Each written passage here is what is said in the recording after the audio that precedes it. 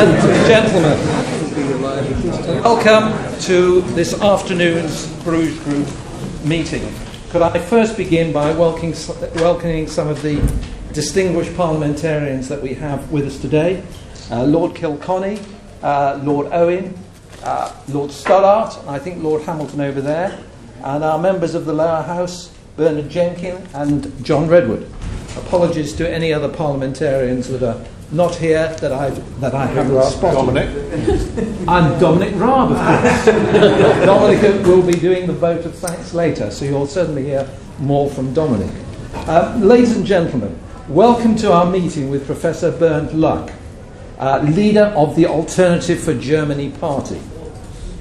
For 33 years, Professor Lucke was a member of the CDU. The disaster of the Greek bailout in May 2010 led to his resignation. Now he and his colleagues have formed a new political party which has given a voice to Germans who recognise the grave dangers that the euro poses to the economic and social stability of both Germany and the rest of Europe. A recent poll has shown that 26% of Germans would consider voting for an anti-euro party. For those of us in the UK who have argued that there is insufficient economic convergence between Germany and the southern Mediterranean states, or even between Germany and France, to justify a currency union, these developments are most welcome. It could be said that I've been waiting for some time to hold a meeting like this. When as Treasury Select Committee Chairman, I and my colleagues, such as Nicholas Budgeon, visited the Bundesbank, we always received the warmest of receptions. Although the policy of the German federal government was to abolish the Deutschmark, it was clear that Professor Schlesinger and many of his colleagues on the Bundesbank Council, if they had been free to speak their minds, would have wished to retain their beloved Deutschmark, and that they secretly hoped that Nick and I and the other opponents of the Maastricht Treaty might indeed succeed. Regrettably, we never received such a warm reception at the Quai d'Orsay, where the misplaced concept of using the single currency to, quote, tie Germany down was the prevailing orthodoxy. Ladies and gentlemen, it's now some 38 years since here at the Palace of Westminster, Conservative members of Parliament voted to elect a leader who would tackle the flaws that lay at the heart of British policy making. In September this year, the German people will be given the opportunity to work and to vote for Bernd Lucke and his colleagues, who are committed to taking Germany out of the Eurozone and re-establishing economic stability across Europe. Yeah. Ladies and gentlemen, please join me in welcoming the leader of the Alternative for Germany party, Bernd Lucke.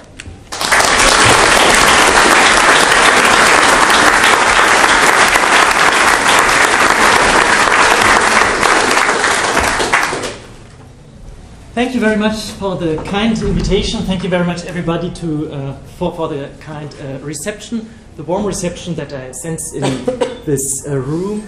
I feel honored to be here, and I'm happy to be in a group of people, the representatives of a country which was wise enough to stay out of the euro. I must say, perhaps by introducing myself, I was a professor of economics already in 1999 when the euro was introduced, and at this time, I admit, I was a supporter of the euro. I was convinced that a common currency for a common market was the appropriate idea, and I was convinced that the competitive pressure of the euro would be a good thing for those countries which so far have tried to evade the competition by seeking their prosperity and their competitiveness in depreciations of the nominal currency. So I was a believer in structural adjustment and the pressure for structural adjustment, and only in the last 3 years has the experience of the Eurozone and the experience of the southern periphery in particular convinced me that this idea of mine was actually completely misguided, and that we should better try to pull out of the euro as soon as possible. A position of my party, which I will later elaborate on, is actually that we should first try to give the southern peripheral countries a chance to withdraw from the euro, and then find a new design for the Eurozone, which could either be a break up into smaller currency unions or a complete return to national currencies. But I will elaborate on that later on. As you hear, I'm not a native speaker of English, and I apologize for the fact that possibly I will be not able to communicate all my ideas as clearly as I want to. Parts of my incapacity of communicating well in English may be related to the fact that I have spent quite a bit of time in my life in the United States of America, where, following Professor Higgins in My Fair Lady, they haven't spoken English for years. Anyway, I'm here now as the speaker of the new party, Alternative for Germany. The party has just been founded about 4 months ago. We went public 3 months ago, so in early March it was that we first went to the press and told them about our existence. There was a big hype about us in the German media and also internationally.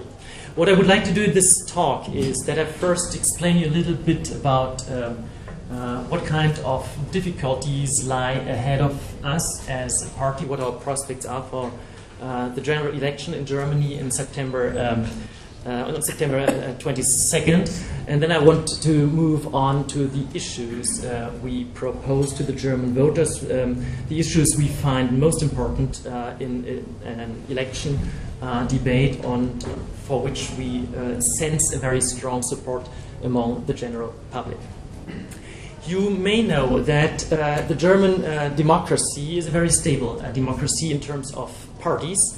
There has actually, in more than 60 years, since 1949, only one successful foundation of a new party, which was the Green Party in the late 1970s, early 1980s, which managed to organize as a political party from the grassroots, campaigning on big topics, on big themes. They had one big theme was the opposition against the use of nuclear energy, and the other big theme was the opposition against the deployment of nuclear medium-range warheads in Central Europe. This was successful, as we now know. The Green Party is an established party now for 30 years in Germany, and they are really established in such a sense that much of their freshness and their opposition has faded away, and they are just an accepted partner of the Social Democrats as a coalition partner. Everything else in Germany has been unsuccessful as far as the founding of new parties is concerned. In particular, I would like to draw your attention to the fact that the leftist party, the post-communist party, which is also in the German parliament since a couple of years, is not really a newly founded party and never was. It is just the successor party to the former governing East German party, SED, so the Communist Party in East Germany. In that sense, it is not something which came from the grassroots, as the Greens are coming and as we are coming. So we are, I am proud to say, in more than 60 years, just the second serious try to establish a new party in the German system. And the reason why there are so few successful attempts for establishing a new party are basically institutional. One institutional impediment is the 5% hurdle, which we have for general elections. A party can gain access to parliament only if it... you can't hear me? So the first obstacle is the 5% hurdle. Any party which runs for the German Bundestag needs to pass this hurdle in order to be represented with members of parliament. The second hurdle are just formal requirements for new parties, which need to document quite a bit of support in the German population by collecting signatures. In each of the 16 German states, 2,000 signatures in order to show that it has support, and a number of formal requirements for being accepted as a party. And the third really big, and for us the major hurdle, is the issue of campaign money, because all other established parties in the German system receive state funds for financing their campaign. Quite a bit, an amount of, I think, altogether 110 million euros, whereas a newly founded party like ours doesn't get any campaign money, and therefore we are strongly impaired in our capacity to lead a competitive campaign with the major parties in Germany. These are the institutional impediments, the institutional hurdles which we have to pass. Hurdle number one, we will see how dangerous that is in September. We are very optimistic in terms of the 5% hurdle, because opinion polls indicate that we have support in the double-digit range. A potential of about 30% of the German voters indicates in opinion polls that they are Euro-skeptic and that they could imagine to vote for Eurosceptic parties. So there is huge potential for us to exploit in the general elections, and the formal requirements we will pass rather easily. So the big issue is actually, can we communicate?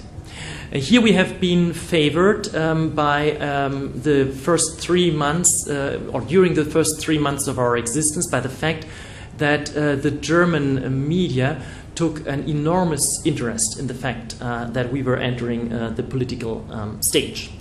This can only be taken as evidence for the fact that the media judge the issues we campaign on as very important and is very popular with the German public, and that they think that these issues, more or less related to the Euro crisis, are not well represented by other political parties which are currently in the German Bundestag. So those opinion polls that I mentioned indicate the potential, and this potential of voters, about 30% of the electorate, is currently homeless and is waiting for a political party which represents its wishes and which can convince it that it would represent it better than the established parties in the German Bundestag do that. So given the fact that the media had this judgment that we are campaigning on important issues, there was a huge media hype, and for about 2.5 months we have been really covered with media requests, both nationally and internationally, TV and newspaper and online media and radio station and everything, to the extent that we were hardly able to do our regular work, which of course is also necessary and actually urgent given the deadlines for the general elections. But of course we were glad that we were able to communicate our ideas well through the media, because this made us well known in the German, at least in the educated part of the German population, those people who listen to talk shows late at night or who read the quality newspapers or online media. We still have trouble communicating to, say, blue-collar type of voters who may have heard about us but may have only vague ideas about what kind of issues we stand for and how trustworthy we are.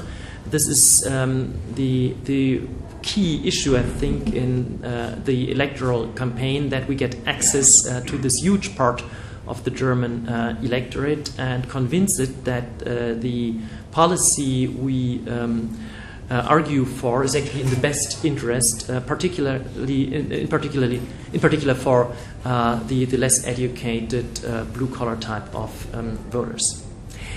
Now let me turn to the key issues that we have and that we would like to emphasize in the general election. First, I should perhaps say that we are not a one-issue party, as many journalists try to suggest when they cover us in the press. This one-issue property is basically caused by the fact that journalists always keep asking us the same type of questions on this one particular issue, but there are more than there's more than the single issue of the Eurozone crisis. We also address a number of other issues which I will not cover here, because I think that your interest is also predominantly on the Euro crisis. The important thing for us is the degeneration of the European Union to a institutional building which is taking up powers which the European Union was not intended to take up. In particular, we see that the European Union is growing in a disorderly way into a transfer union, depriving the national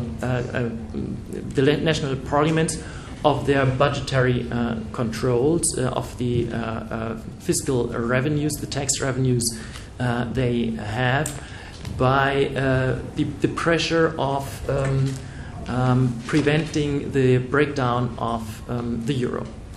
You all know that in the Maastricht treaties, or now the European Union treaties, bailouts of other countries were actually ruled out, or more precisely, there is a clause indicating that no country can be forced to bail out any other country, a clause which for me, when I was a young professor 15 years ago and favoring the euro, seemed to indicate that this will be sufficient to withstand any kind of such pressure, since I could not imagine the mere possibilities that a country would voluntarily bail out another country rather than being forced to do it. But exactly that happened in May 2010, and this was the starting point of my own political engagement and my initiatives, which I have driven forward in the following more or less 3 years, in which I first tried to convince the academic society that we should speak out more openly against an economically wrong decision to supposedly save bankrupt countries by imposing austerity policies on them and simultaneously increasing the level of debt. Many economics professors actually had joined me in this initiative, about 330 there were, who were hostile to the general idea of the idea of our governments in general of the current euro policies. But this was without long-lasting effect. Basically, we issued statements in the press which were reported, but then forgotten again.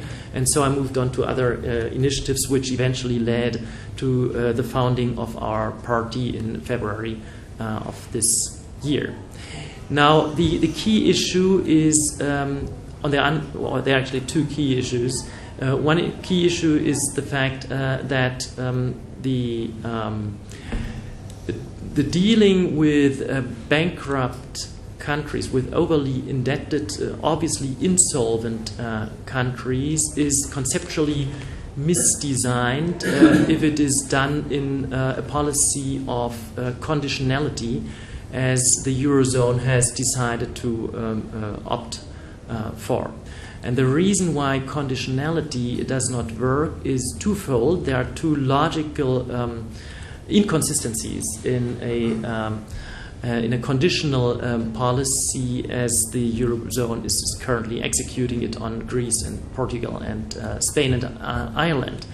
One thing is that it is impossible to simultaneously soothe financial markets, calm them, and suggest that the danger of a sovereign default in the Eurozone exists at all, and on the other hand, to educate countries which are in urgent need of structural structural adjustments by promising them credit only conditional on certain measures of structural adjustment, like cuts in expenditures, tax hikes,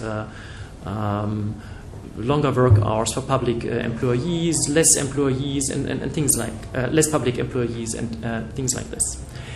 Because the logical inconsistency is there that the conditionality implies that the Eurozone would cut off credit to a Eurozone country if it doesn't comply to the structural adjustment demands imposed by the Eurozone, which on the other hand implies that there is the imminent danger of a sovereign default as soon as a country misses the targets that it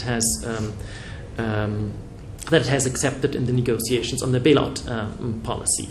So the concern of financial markets cannot be calmed, cannot be soothed. They will always worry, if conditionality is a serious concept, they will always worry that a country does not live up to the promises it has made, and that Eurozone governments may cut off the supply of credit, which again then drives up interest rates.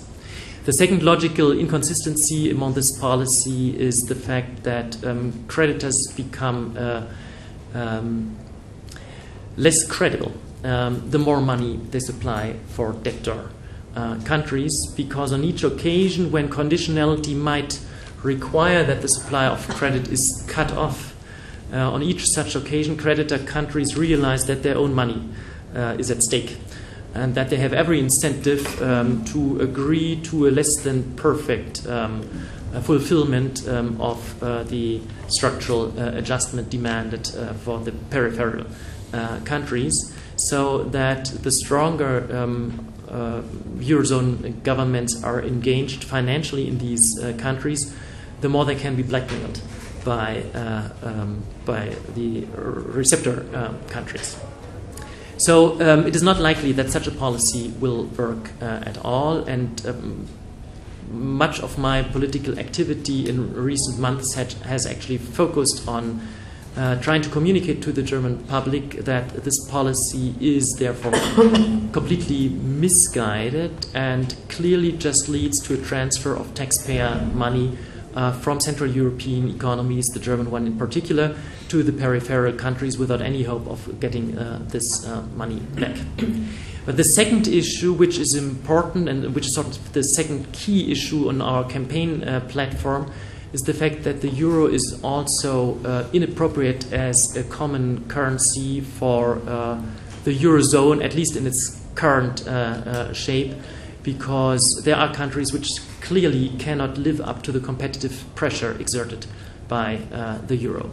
Peripheral countries like Italy, for instance, are not competitive anymore unless their wages are lowered by about 30%, which is politically completely unacceptable. It is not feasible to lower wages by such a big amount without risking political turmoil in the country, and there's certainly no willingness of a democratic government to engage in such an uphill battle with its own population. So if lowering wages and bringing wages more in line with productivity is not feasible at all, then the only way to get out of the economic depression and recession and the situation of severe deficits on current account and high rates of unemployment and extremely high rates on youth unemployment would be the introduction of a national currency with the possibility of depreciation relative to the euro.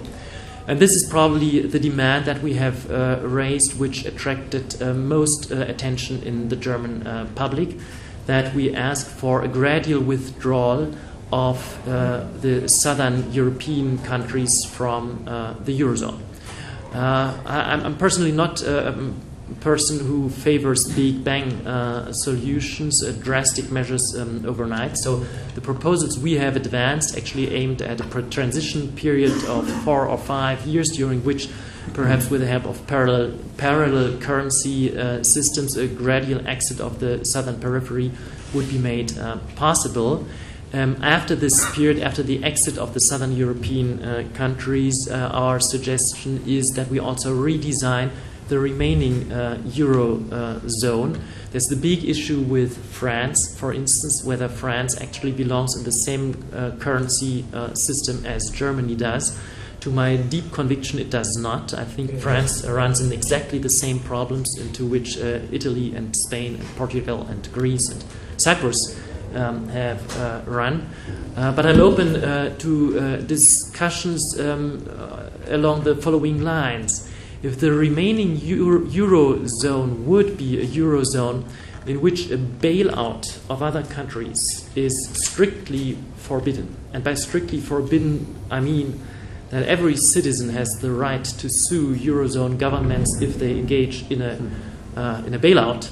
If a bailout is strictly forbidden, and if every Eurozone country, every country which remains in the smaller Eurozone, has the right to withdraw from the Eurozone, unlike the current situation, then it's fine with me if the Frenchmen say, well, let's try. Let's give it a try and let's see if we can stay competitive. As long as we don't have to pay for French debt or for Belgian debt, they may well try to stay in a currency union. But if the French would, under these preconditions, come to the conclusion that they better opt for a national currency, then I think they would be well advised. And I also think it would be politically a good advice for Germany than not to stay in, say, a very small currency union with the Netherlands and Austria, but rather go back to a national currency and perhaps engage in a system of fixed exchange rates like we had it in the European monetary system prior to the introduction of the euro. Consequently, we are not only for a change in the rescue policies in terms of a stop to ESM transfers, but of course we are also opposed to open market transactions by the European Central Bank, by this hidden form of monetary government finance that is currently being executed and is in these hours actually the topic at our constitutional court in Karlsruhe with uncertain prospects. I have to say I don't really expect that our court will really rule in such a way that this policy of the ECB would not be possible later on. But it is welcome that the issue is discussed again in Germany, and in some way will probably support will support my party in convincing the German public that this is also a very dangerous aspect of Eurozone policies, which basically results in a disorderly reallocation of funds across the European Union. To be perhaps clear on this issue, I would like to state that I'm in general very favorable of European integration, and I also do not oppose the transfer of funds in favor of regions which are less well developed than, say, the most advanced European countries. But what we currently do is something which is completely disorderly and without any kind of decent criteria, because we shift lots of resources to countries whose population actually does not benefit from that, because the countries basically satisfy the demands of financial institutions with the credit they receive, and the population themselves suffer.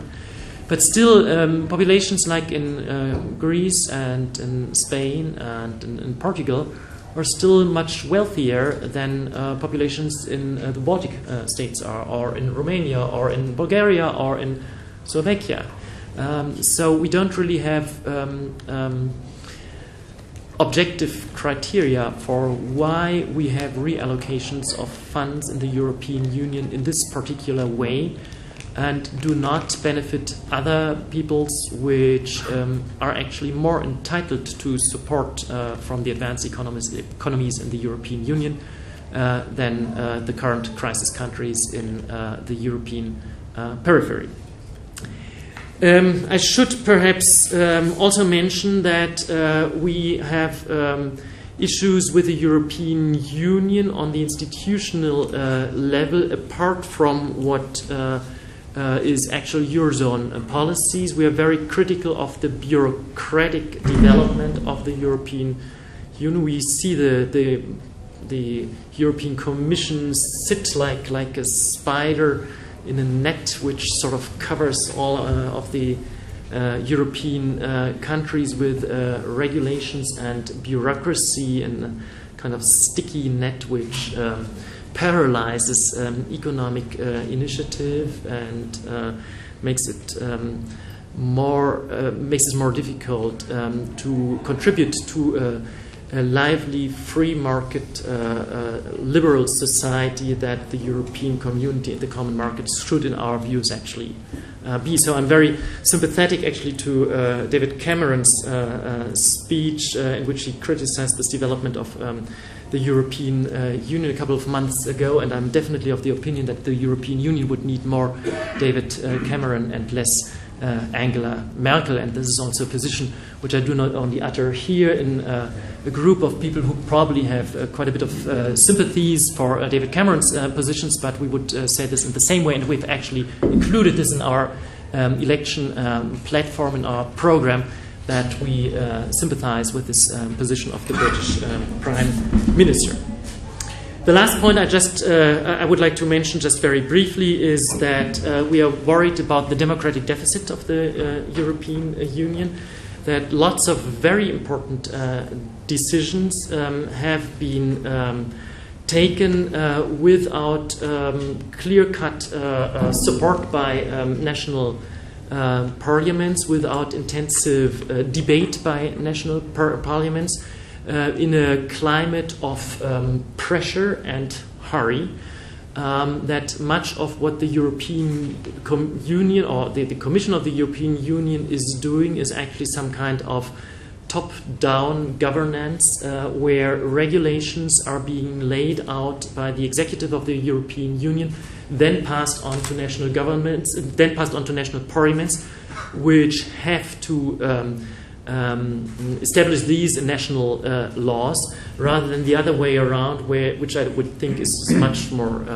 democratic, that national governments would have the initiative to propose certain issues to, say, the European Commission, which then would, given the votes of national parliaments, start work on coordinating the needs of different nations and the needs of agents and enterprises in these nations in such a way that it contributes to the benefit of all the peoples in the European Union. To sum up, our agenda is very heavily focused, of course, on European policies. The key issue is the euro and the transfer union, which grows without clear design, without approval by national parliaments. So I must say that given my initial support for the euro, I'm terribly sorry now that I did not oppose the euro much earlier in my career. I know now it was a terrible mistake which we made when we introduced the euro in Germany. And that's why I think that I'm at least partially responsible for now doing my best to clear up this mess as long as it is still possible to clear anything up. Thank you very much.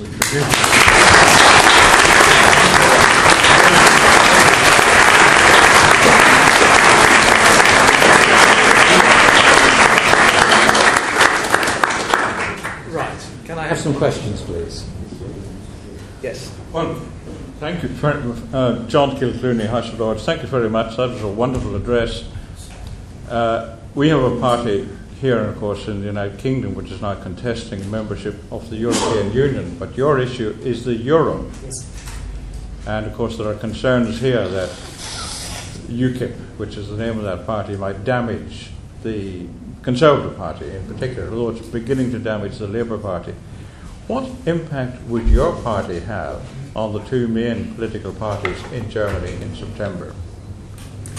That's a very interesting question, and I can't give you a definite answer on that because polls which have tried to give us some evidence on that have come to very contradictory results. There are polls which indicate that we draw most of our support from the political center-right, from the CDU, the Christian Democratic Party, and the Liberal Party, so from the governing coalition. And it is true that most of our members have formerly been sympathetic to these parties. But there are also polls, and a number of them, by the way, which give exactly the opposite indication as far as our voter structure is concerned. So they indicate that our member structure may actually be very different from the voter structure. They indicate that we get lots of support from the political left, from the Social Democrats, and from the post-communist successor party to the SED. There is quite a bit of plausibility to this claim, because we know from public reactions in East Germany, for instance, that we have strong support there, and people in East Germany are much stronger inclined to vote, for instance, for the post-communists than people in West Germany are. People in East Germany are often people which have waited for the German mark for about 40 years. And once the German mark was there, it didn't take long for the German mark to be replaced by the euro. So it was gone again.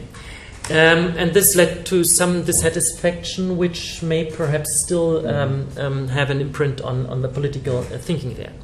These polls indicate, so these latter polls indicate that we have support on the political left stronger than on the political center-right.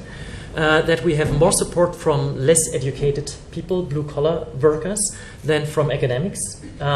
Basically, I think that the current support which we see in the opinion polls is mainly from academics, because these are the people who read the newspapers and watch the late-night talk shows, which blue-collar workers perhaps don't.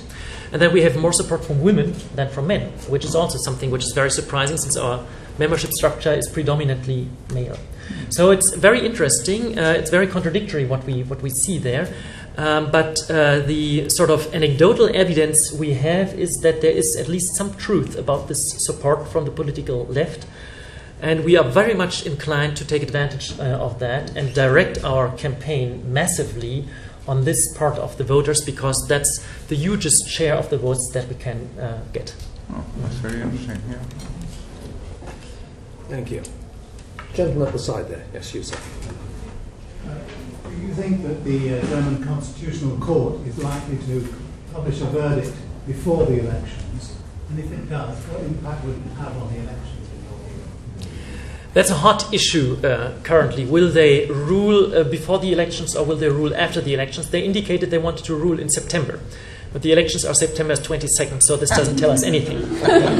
I'm afraid they will rule after the September elections, even though I think for democratic reasons it would be compelling to rule prior to the elections, because all this policy has been established after the 2009 election. So the German population never got a chance to vote on these policies. Actually, all the parties which are now responsible for the euro policies have in previous elections campaigned with exactly the opposite type of policy, strict adherence to the no bailout clause in the Maastricht treaties, for instance. And only in 2010 it was that Ms. Merkel said, well, what about the no bailout clause? We just ignore it, break the treaty, and continue or set up these policies which we now have in the European Union. So I think if the Constitutional Court thinks of itself as an independent body which has a commitment to democracy in Germany, then they should give the German voters guidance on their electoral decision prior to the elections, obviously, and not after the elections.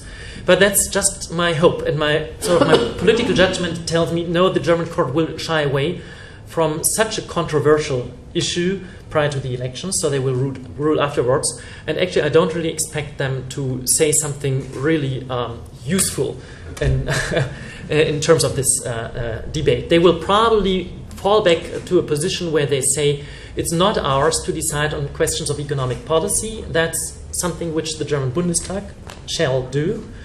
And in some way, I agree with the court here. It is indeed the parliament which should set the guidelines for economic policy. So they will just rule on whether the ECB violates its mandate by doing these kinds of operations which are very close to monetary state financing. Actually, which I think are monetary state financing, but, well, there are different opinions on that. But they will probably not say, and that would be the only useful judgment, that the ECB is on a political track which jeopardizes the economic stability in the Eurozone and which would then require the German government to withdraw from the euro. That was an earlier verdict by the Constitutional Court, that they said if the Eurozone is not what they called a stability community, and they meant probably price stability and not so much fiscal stability at the time, if this is not what they call a stability union, then the German government has the duty to pull out of the euro. But this said prior to 2010, I don't really think that they would reiterate it in this form now, where it could have practical consequences. Nor will they say anything which sort of would force the government to behave in that way. Thank you. Gentleman facing. Roger Kendrick. I'd just like to ask a question about the scale of the money that's gone across from the European Central Bank and the northern countries. And reading something from the IEA lately, they talk about $1 trillion deficit between Germany and Holland and the rest, and the southern European countries in particular, which accumulated over the last 10 years, which they simply don't pay for. It's simply a book entry in the accounts of the European Central Bank. And on top of that, you've got the stability funds, which is another several hundred billion. And on top of that, you've got the amount of $1 trillion or more that the ECB has been buying debt of various sorts from the banks in the problem countries. And that all adds up to something like $3 trillion or something. Is that right? And, I mean, how is that going to be dealt with? This is approximately right. What you are alluding to with your first remark are the so-called Target 2 accounts with the European Central Bank. Yeah. There are basically 3 countries which are Target 2 creditors, and this is Germany with a share of now, it's been going down a little bit in recent weeks, now approximately 650 billion euros. Plus the Netherlands and Finland with another, I think, about 300 billion. So this adds up to your trillion. There's a hot debate in academic circles about the question whether this is actually debt or payment obligation, or perhaps in the sense of fiat money, just something which you can cancel out without doing any harm. I don't really want to go into this issue. But the other numbers you have mentioned are worrying enough. It is true that the volume of European rescue facilities is, I think, in the order of 1.4 trillion euros, of which Germany bears currently approximately 450 billion euros. But if there were a big crisis in the Eurozone with a breakdown of solvency in more than just the crisis countries, but also the creditor countries, then Germany would get even deeper into debt, because they would have to make up for all those countries which, like Belgium perhaps or France, would not be able to live up to their commitments. So that's very worrying indeed, what we have there. And then there's, of course, the issue of the purchases of government bonds by the ECB, which so far has amounted to about 220 billion euros in terms of government bonds. But as you know, the European Central Bank has announced that they would be willing to buy actually unlimited amounts of government bonds. Now, where there's the court ruling in Germany, in the end, they have said, no, we do want to limit it somehow, but nobody really understands how, and they have suggested a number of 580 billion. I don't really believe anything of that, right? I mean, they have indicated they would be willing to buy unlimited, and for all practical purposes, this means they don't set themselves any kind of limits unless there's a court ruling in it. So can't you get the German public to vote for you on the basis that you scare them into it? You know, we try to communicate those numbers. We try to communicate those numbers, but they are so huge that people don't understand them anymore. You know, the billion and the trillion doesn't really make a difference to them. Gentleman in the white shirt there. Yes. Thank you, Professor.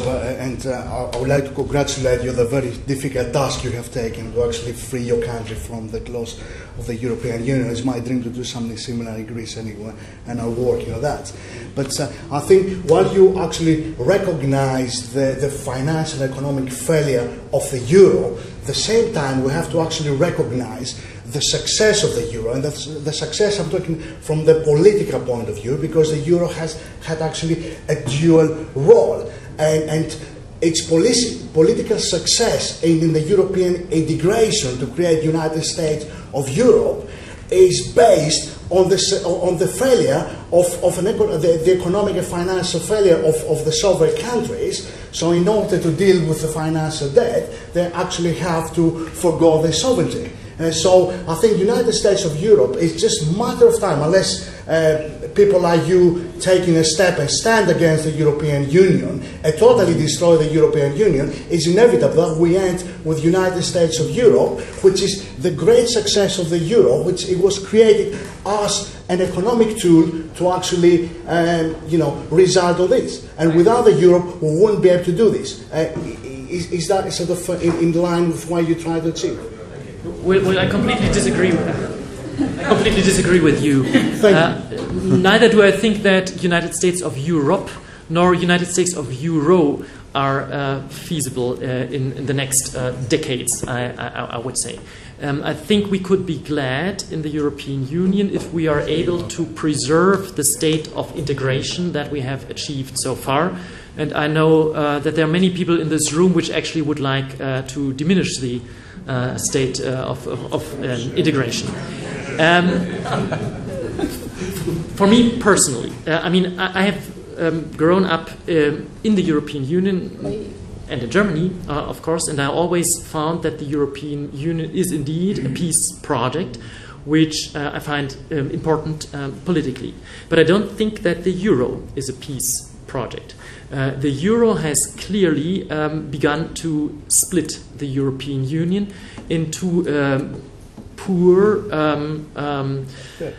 economically unsuccessful southern part and a part which currently still benefits from the undervaluation of an implicit own currency like Germany, but which has which has the imminent danger of being forced to pay for the debt of all those countries, and whose citizens are actually deprived already now of a decent return on their savings. For instance, right? We live in an age of financial repression, and there are clear transfers of resources from savers to debtors, which I find very inappropriate, with false incentive effects. So I completely disagree that we should aim for something like the United States of Euro. Also because we see that the stabilization of the Eastern European economies was possible without the euro. Right? It's just now that, for instance, the Baltic states joined the euro, and they have actually made their way to the European Union very well without joining the common currency. It remains to be seen whether they will fare as well once they are in the common currency. I'm quite concerned about that because I imagine that the macroeconomic conditions in these countries are not as stable and reliable as they should be in order to share a common currency with a mighty economy like the German economy or a competitive economy like the Dutch or the Austrian one. So I would not have advised Lithuania, the Baltic states to join the euro. Thank you very much. And can I have a question from the gentleman under the portrait? George Guys. I see the Eurozone as a kind of fourth Reich, whereby excuse me, as a fourth Reich, where you colonize the weaker economies in Europe to buy German exports. Now, in the event that you were to leave, either Germany leaves the Eurozone or the weaker and less productive economies of the South, the Eurozone, do you think German exports will fall, and do you think unemployment in Germany will increase? These are two things I would like to comment on. First, it seems to me that we Germans can't do anything right.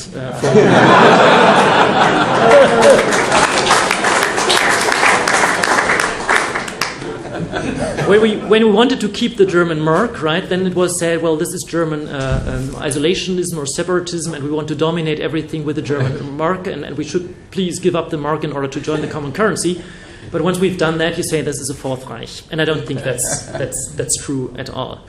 It's just the fact that certain economic features cannot be hidden by whatever currency you choose. I mean, the German economy is competitive. There's no question about that, and whatever the currency regime may be, states will have to live with this competitive pressure. I think they can live better with it if they have their own national currency, because then they can depreciate, and as you mentioned, this will have the effect that there's an implicit or explicit appreciation of the German currency, whereas some people say that this may be in the range of 20% or 30%, or with some overshooting perhaps even 50% in the short run. So some people depict dramatic consequences of a sudden German withdrawal from the Eurozone. And while I would say I don't really see that this is the likely outcome, I would also not go so far as to say it is completely impossible that something like this happens. So I would certainly advise the government to do a withdrawal in a different way. My preferred way is actually that everybody else leaves the euro step by step, and the final euro is then rebaptized German mark or something like that. Then we would have some sort of gradual appreciation of the German currency. The effect on employment in Germany is certainly over-exaggerated, because it is also true that when a German currency, be it a remaining euro or be it a German mark, appreciates, then our imports of intermediate goods become cheaper. So the pressure on prices is not on the full range of output, but only on the range of value added within Germany. Plus, it is, I mean, if you look sort of at statistical investigations, it is not so much the exchange rate which determines exports. It is demand in the importing countries. Currently, we have the situation that there's a big recession all across the Mediterranean countries.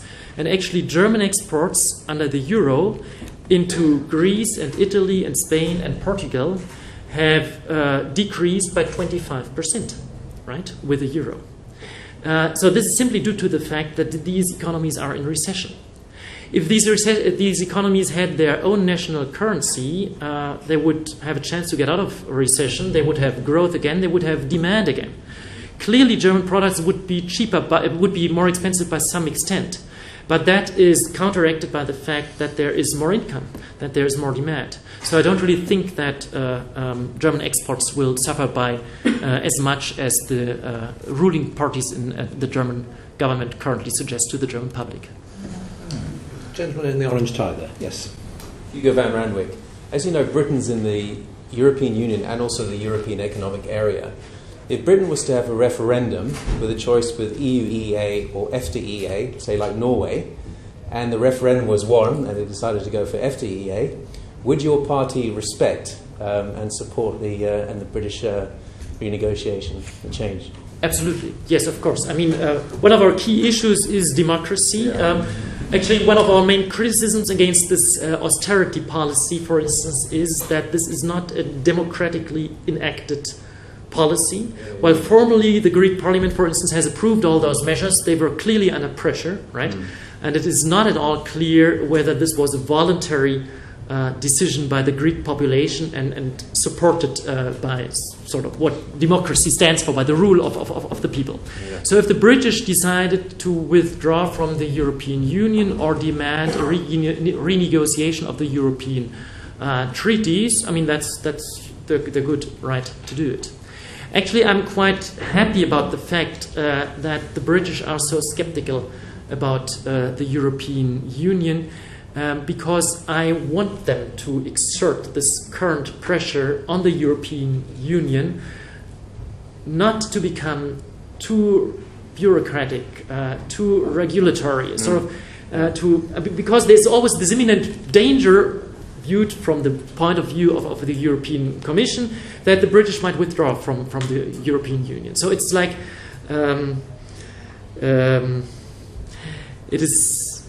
Sorry, I'm missing the wrong expression. There is the constant threat of Britain leaving the European Union, and this exerts pressure on the European Commission to change its own rules to keep the British in. And that's exactly, I think, what I appreciate about the British role. Thank you. I'll recommend to all Germans I meet they vote for your party. Yes, John Stratford. There is a momentum in the Eurozone towards full fiscal and monetary union. And those countries that are receiving money from the EU will go along with it because they're voting for Father Christmas. But in this case, Father Christmas is Germany. Mm-hmm. How realistic is it that that momentum will be stopped? And if you are successful, I was surprised that you wanted to move towards a fixed rate exchange mechanism, because we know in this country that fixed rates also create economic crises. So why wouldn't you want to go to a floating rate mechanism? Well, to take the last question first, floating rate systems tend to exaggerate fundamentals. There are issues of bubbles and of overshooting or of undershooting.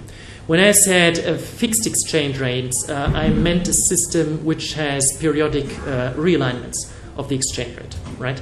So it should not be fixed for eternity, but it should reflect fundamentals, and realignments should occur in such a degree as fundamental characteristics of the economy require that. I think such a managed form of fixed exchange rates has proven quite useful in the history of the European Union, in particular if the bands around which the exchange rates float are wide enough. We know that the earlier form of the European monetary system with a plus 2.25 percentage points bands were a little bit too narrow, and that's actually, or this contributed to Britain falling out of the system. But the later bands with plus minus 15% worked pretty well, actually. Sorry, your first question was? Momentum towards full fiscal and monetary union. Well, yeah. A full fiscal union is deeply unpopular in Germany. And actually, this would be something where the Constitutional Court would require our government to hold a referendum on this issue. Because they would say this is a new form of statehood. This would be a transfer of sovereignty from the German state to the European Union, which essentially creates a European state, where Germany itself would give up some of its statehood. And there's an article in the German constitution which says, in this case, we need to have a new constitution that needs to be decided by the people. Unfortunately, of course, like most passages in a constitution, it is not exactly precise, and the German finance minister, Wolfgang Schäuble, has already said it need not be a referendum. We could also vote for some constitutional body which then decides on the constitution. Perhaps they would find a way to sort of circumvene the people's wish on that. But it would be a difficult task for them. I think a full fiscal union is not very likely in the next 10 years, but what is likely is that we have sort of this muddling through issue in terms of fiscal union too, that we have some fiscal transfers without clear criteria, more and more of them, so that the public gets used to it. And it could, of course, be that this degenerates into something which is very close to a fiscal union. Yeah. Yes, gentleman there, please. Yes. Thank you. Perhaps a question on risk assessments, probably to do with fiscal policy rather than nuclear power stations. Currently, as I understand it, HM government is borrowing money heavily to pay out to other countries as foreign aid. If I'm incorrect, say so. You're talking about the UK, are you? Yes, yeah. Yes, HM government. The question concerns your perception of the risks involved in borrowing a country borrowing money, Britain borrowing money to give to other countries? What's the potential damage that could happen to us? I'm not sure I know the issue well enough to comment on that. If this is borrowing, so to say, developing countries, then I think it is common practice that there are credits being given to developing countries which should be repaid, but in certain circumstances, and since the sums involved are not so huge, the creditor country issues some type of debt forgiveness for the developing countries. So that's basically a question of development policy, and I don't really think that a tremendous risk is involved with that because, as I said, as far as I know, the data, the volumes involved are fairly small. It is much more dangerous, of course, if we talk about big industrialized countries. So if we borrow money to bail out Italy or Spain or France, then this becomes a tremendous issue, right? Because if we do that, and if it turns out that France or Italy or Spain cannot repay this debt fully, let's say they have a haircut of 50% or something like this, which may easily occur given current fundamentals, then this would be a burden to the German taxpayer, which is very difficult to bear. So it would probably involve various forms of government finance, expenditure cuts, tax hikes, inflation, financial repression, and these kind of things, unless the German government gives up its position that there can never be a sovereign default in the Eurozone. That would, of course, also be, no, that would not be a solution if it is the German government which actually borrows. So in that case, of course, there are just these three things, right? Expenditure cuts, tax hikes, inflation, and we would probably have them all together. Yeah. Thank you for your answer. Mm-hmm. Yes, gentleman in the window there. Alternative for Germany is born out of the Eurozone crisis. Monsieur Hollande has told us that the crisis is over. Do you believe him, or is it just having a summer break? Will it be back and trying to help concentrate German voters' minds on the reduction? I didn't quite catch the name of the guy who was telling that, but I know that there are a number of guys. Pardon me? Hollande, yeah. Merkel is saying similar things, and so is the whole CDU in Germany. Obviously, they want to soothe the voters about that. Actually, they have said the same thing in January, right? In January, they have tried to suggest that the euro crisis is under control, that the worst things are over, that nothing bad will happen anymore. And suddenly we had the elections in Italy and no government able to run the country. And all the concern was back again on the agenda. And then there was Cyprus. And we had the same problem. And I think that's sort of something we have learned now. There are outbreaks of the crisis, and Eurozone governments just cover that with tons of money, right? So that you don't really see what's happening underneath this pile, this huge amount of money, until a couple of months later, the Eurozone crisis pops up at a different point, right? With a different country, or perhaps with a different agent, not state, but banks, or private sector, or whatever. And this has happened over and over again, actually. Now, we always had some calm months, and then suddenly the crisis was back again. And I'm actually positive that exactly the same thing will happen again. The key point for my party, the key issue is, will it happen before September 22nd, or will it happen afterwards? Can I just ask a question myself? Yes. And it's leading on from the comments you made about the competitiveness of Italy being 30% adverse to Germany, and there being no solution to that problem. Aren't we, in fact, looking, if we continue with this system, we're looking at something similar than a reparation system, where Germany has a permanent obligation to make good the unmanageable deficit generation in peripheral countries in Europe? I don't really understand the point well, probably, because currently Germany is not paying to Italy, right? No. Italy is suffering from German pressure. Historically, if I don't start at the Third Reich, but I start immediately afterwards, the German currency has always appreciated vis-à-vis the Italian lira. This stopped in 1999 when we introduced the euro. So for almost 15 years now, the two implicit currency, Germany and the lira, implicit in the euro as the common currency, have not changed their exchange rate. Whereas German productivity was probably rising faster than Italian productivity. And Italian wages were not rising slower than German wages were rising. So there are now tensions in the euro systems, which we sense very, very clearly. The only way to deal with this currently would be to break up the euro and reintroduce national currency so that Italy can depreciate. But we can, of course, also carry on and pay our reparations, as you put it. So we accept Italy as a further country in the ESM, and then we give them credit and credit and credit, and somehow they muddle through.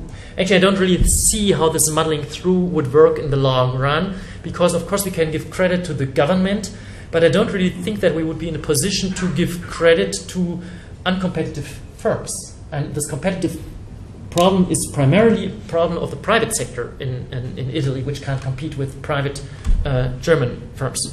But even if we managed to buy some more time by taking Italy in the ESM or into some other transfer mechanism, then the tensions would still arise again. I mean, the process would just go on, right? And German productivity would, I presume, that's the historical experience, rise faster than Italian productivity, at least in the deprived regions of Italy in the south, right? I know the north is completely different, and they are probably competitive, but the southern part of Italy is just a disaster in terms of competitiveness, and we would have those tensions again, even if we manage to solve them one time, right? So I think the euro is just not designed for eternity the way it is, because we would always have the same problem again. Next question, please. Yes, gentleman standing at the back. Theoretically, what would be the conditions that you set for a potential coalition deal with CDU? No, sorry, I'm not in a position here to spell out the conditions for a coalition with a partner who doesn't really want a coalition with us, and we don't want a coalition with them, at least not under their current policies. Our position on coalition or on tolerance, and this applies to all parties in the German parliament equally, is we would only go into a coalition government or tolerate a certain government if there is a major reversal in euro policies, period, right? And this remains to be negotiated how far those countries would go our way in order to get our support in parliament.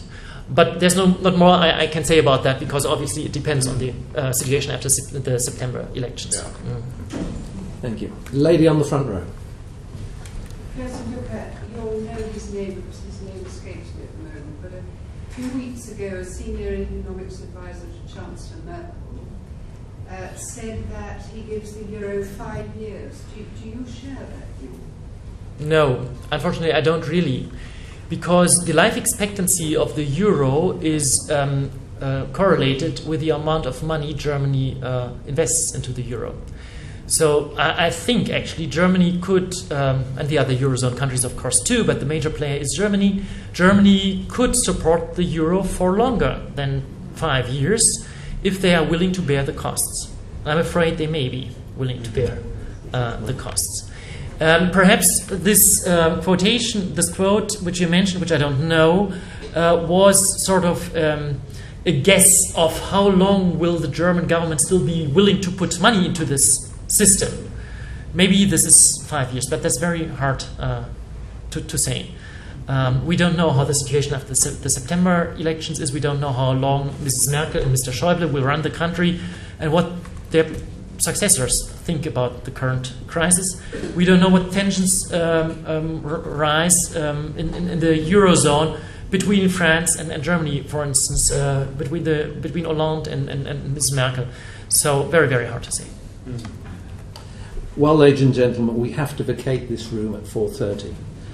Before that, I would like to call upon one of our most respected parliamentarians here, Mr. Dominic Raab, to give the vote of thanks. Well, ladies and gentlemen,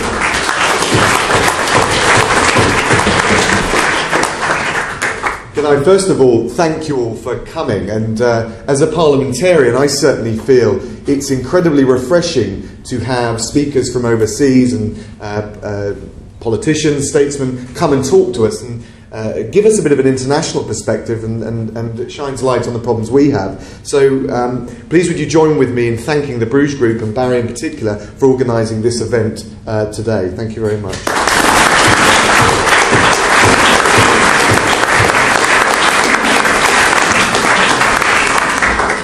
Now, Germany has a rich tradition of iconoclastic thinkers, but when you hear a modern iconoclast, a real political rebel, speak to us, as Professor Lucke has today, in a way which is so steeped in economic common sense, it shines a sharp and critical light, I would say, on the prevailing dogma, the prevailing orthodoxy that certainly has gripped the European Union in relation to the Eurozone, and I would say more broadly. And Professor Lucke spoke for the basic economic principles of sound money, of competition, the avoidance of moral hazard. He talked about the bailouts of insolvent governments, but also the problems with imposing austerity on other countries. And I think those are themes that appeal to many of us in this room and in this country, whether you're conservatives like myself or even classical liberals. I'm very conscious that of other political affiliations around the table and that have been here today. So I think it's hugely relevant what Professor Lucke has been saying today for us as well. And in the process of talking about those crucial economic principles, I also felt he made a very compelling political case for reforming the monolithic bureaucratic bubble that is the EU. And in particular to try and make it more flexible, to try and make it more adaptable to national circumstances. Of course, the primary focus of what you're trying to achieve, we know, is the Eurozone and the ECB, but you talked about the Commission, and I noted it down as the spider in the sticky net of paralysing regulation, and I could feel all the tabloid journalists twitching as you said it. And also for us an issue which is incredibly important, the democratic deficit. So we make in our different ways common cause with many of these themes, and you reminded me very much of that great German philosopher Immanuel Kant when you were talking about this, and he of course said that from the crooked timber of humanity no straight thing was made, and that is, I think, a wisdom that Brussels would do very well to heed. Professor Lucke is stretching debate in Germany in a calm but I would say devastating manner. And in doing so, he is creating the space for a critical re-evaluation, of course, of the Eurozone, but also the EU across Europe. And for that, I think, in this country, we should be tremendously grateful, and we will follow your electoral fortunes with great interest. We wish you well. Ladies and gentlemen, please join with me in thanking Professor Lucke for sharing his wisdom with us today. Yeah.